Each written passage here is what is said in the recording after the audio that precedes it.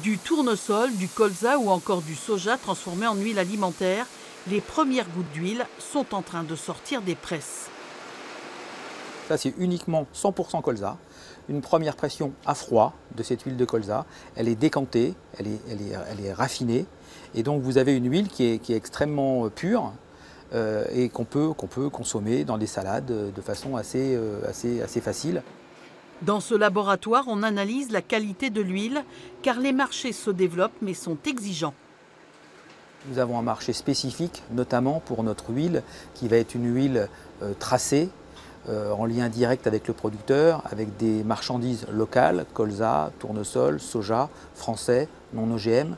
Oui, il y a une demande pour cette huile locale. Je pense qu'on est une des seules entreprises françaises de cette taille à pouvoir garantir que notre huile, elle est fabriquée à partir de produits qui sont à 150 km maximum de l'usine.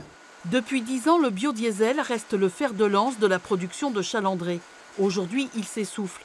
3,5 ou 7%, la Commission européenne n'arrive pas à se décider sur le taux d'introduction de carburant vert dans le gasoil.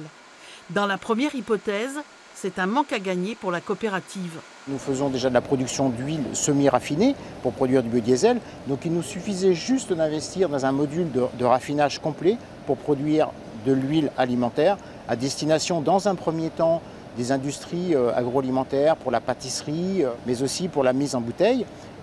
Pour autant, la coopérative n'exclut pas, dans quelques années, de pouvoir aller jusqu'au consommateur. Avec ses 1800 agriculteurs adhérents, la coopérative souhaiterait commercialiser son huile alimentaire sous sa propre marque d'ici 2 ans. Elle envisage aussi une montée progressive de la qualité de ses produits en passant par un développement de la filière bio.